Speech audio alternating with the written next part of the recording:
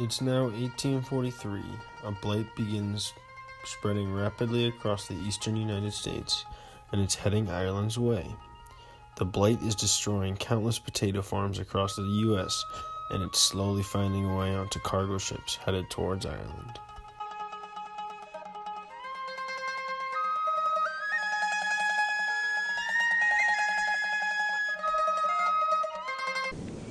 Those ridges would indicate tremendous pressure on the land, because I think one has to be under great pressure to be up here at all, tilling this land. There's so much rock in it, there's so much stone.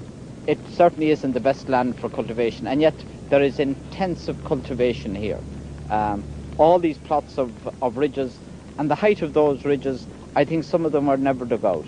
There's an indication that crops were planted here and never gave any return. But the interesting thing is that in grassland, and in the pastoral tradition, that you've had 200 generations of that. And then relatively recent in looking at the whole perspective of Irish agriculture, you had this wonder food which came in from America, the potato. It allowed for tremendous crops to be taken off tiny plots of ridges. It gave this tremendous crop. It meant that you had a massive explosion of population, but then disaster hit. And possibly what we're looking at is that moment of disaster when this wonder crop showed that there was a negative side to it as well.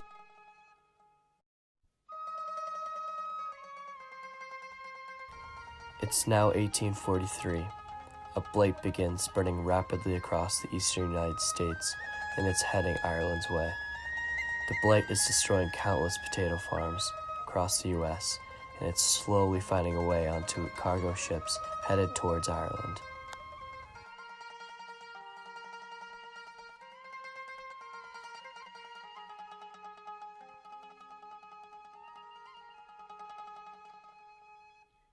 The blight has finally reached Ireland in 1845, rapidly infecting the eastern side of Europe. The population of Ireland is currently 8.2 million, but this number is expected to drop. The blight has taken over most parts of the country, rotting potatoes and causing a stomach-turning odor. Disease and starvation spreads farther across the country as every gust of strong wind occurs. From the lack of potatoes, food shortages are now becoming a problem.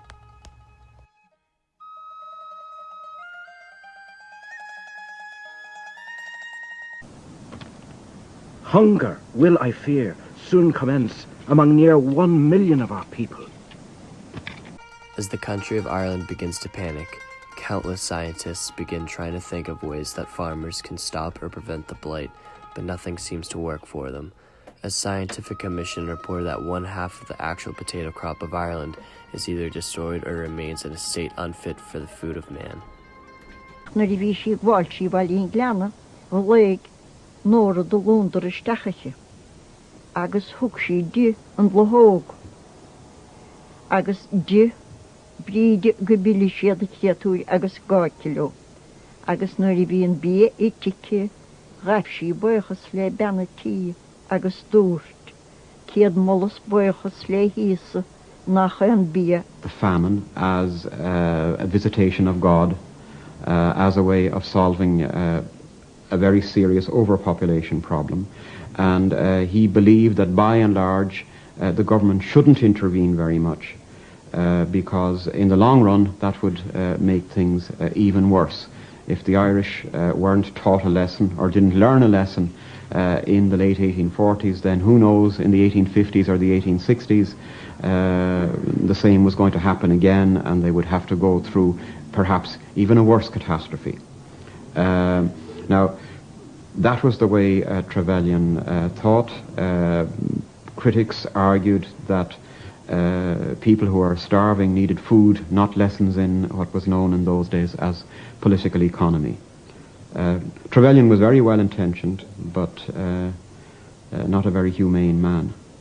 And his attitudes were responsible for, undoubtedly, for lots of death. It's been a challenging 5 years since the start of the potato famine for the country of Ireland.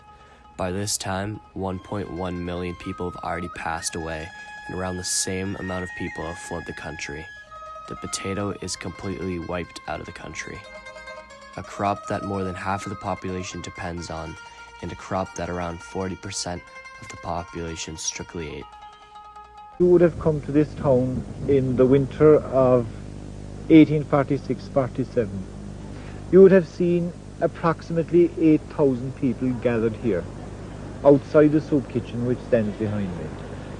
Now 8,000 people mightn't sound like much, but today, when 8,000 people go over there to the football pitch, we say there's a huge crowd in town.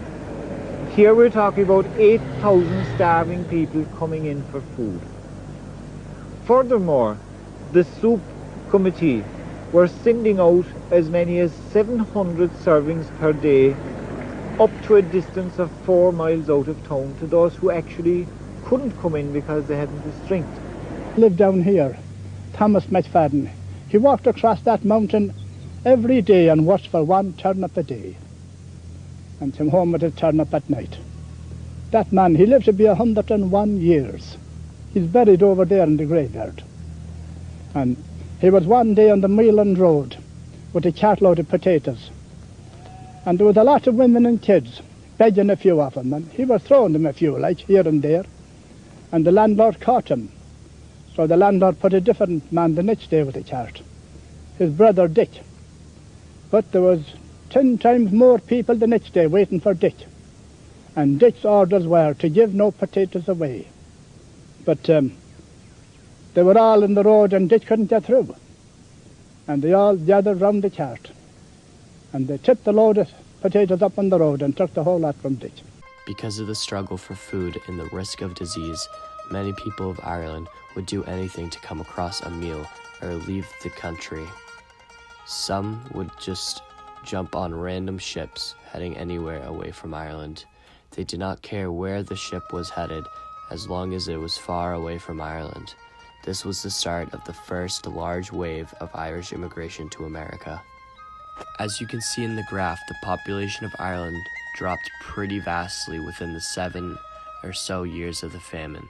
You can notice that the effects of the famine in Ireland forced the population of Ireland to stay decreasing at a steady rate and just began to rise in the early 2000s. As you can see, before 1840, there was little discrepancy between the destination of emigrators. But as the Great Famine started to take its effect, the immigrants to the United States almost tripled. In comparison to the other countries displayed, this is a massive leap, as there is little change in emigration numbers to other countries. Eventually, this would all come to an end in Ireland. But back in America, they were gaining some ground. They were becoming more intelligent as they were becoming educated, and they became more prosperous as they took on political jobs in office in America. While most who came to America were illiterate, some had the high education necessary to take on political jobs. For a long time they lived in ghettos, or small communities, because they sought refuge in religion and began to donate their local parishes to build schools and churches. There were great concentrations of Irish people all around the country, but most prevalently in South End and Boston. Overall, the Irish helped kickstart America into what it is today, and the Great Famine brought all of these people over here and made us who we are today.